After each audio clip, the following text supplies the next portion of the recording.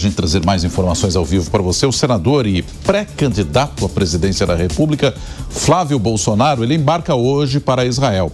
Trata-se de um movimento para articular conversas com a direita internacional. Beatriz Manfredini, em São Paulo, está de volta aqui ao Jornal da Manhã e tem mais detalhes sobre essa viagem do Flávio Bolsonaro. Pois não, Beatriz?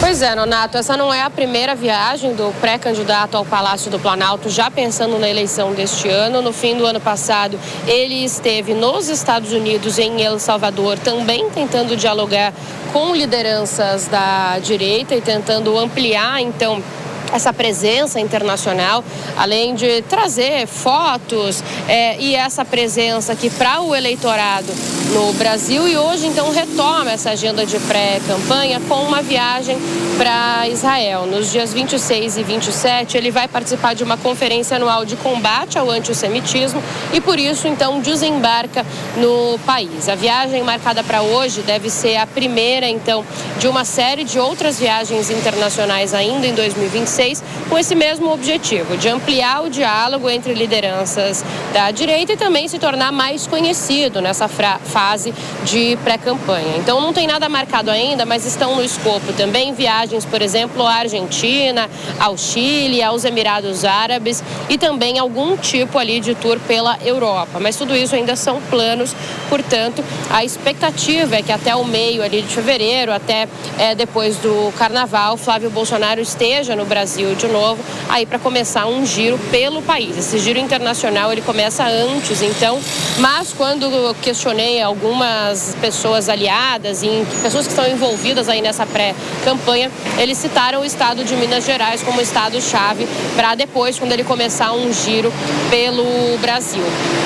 Recentemente, então, Flávio disse que era preciso unir a direita, então esse é um dos objetivos dessa viagem. Tem falado também em união da direita no país. Como a gente vem contando aqui, muitas pessoas, caciques, principalmente de partidos do Centrão, ainda consideram que a candidatura pode esfriar, essa pré-candidatura, né, que algo pode mudar, principalmente depois do Carnaval, apesar de Flávio Bolsonaro e as pessoas mais próximas negarem. Mas o entendimento é que ele precisaria, então, fazer uma costura, principalmente com a quantidade de pré-candidatos da direita existentes no momento. Ele, inclusive, postou um vídeo nas redes sociais no final de semana questionando ali os eleitores de como seria bom ver vários pré-candidatos reunidos num mesmo palco, mas isso ainda está longe de acontecer, essa é a avaliação de algumas pessoas próximas, principalmente agora que ele está focado, então, no cenário internacional, antes de focar aqui no Brasil. A gente segue acompanhando essa agenda, Nonato.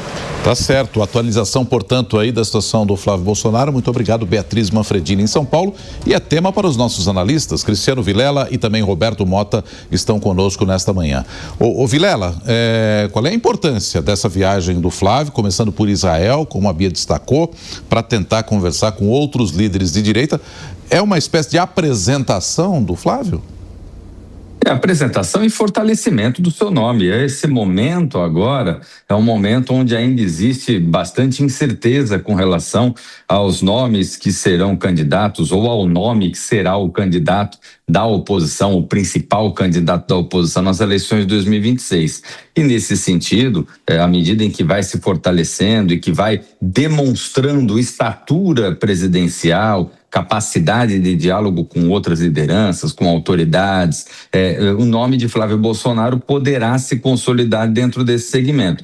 É uma estratégia, é mais um dos pontos que tem sido adotados nessa estratégia de fazer com que o senador seja o candidato da oposição. E nesse sentido, é realmente algo que venha a buscar preparar o seu nome, construir o seu nome, para, de alguma forma, consolidar a sua atuação nesse segmento de oposição ao presidente Lula.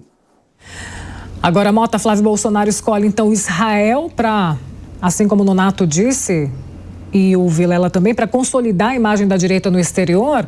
Ele escolhe bem esse destino? Ele vai trazer bons frutos em relação a essa viagem, essa escolha? Escolhe muito bem. Essa é uma viagem simbólica.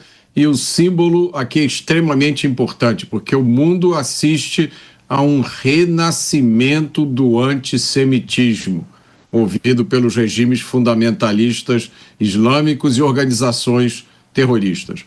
Israel é um país que tem sido tratado de forma injusta pelo atual governo brasileiro.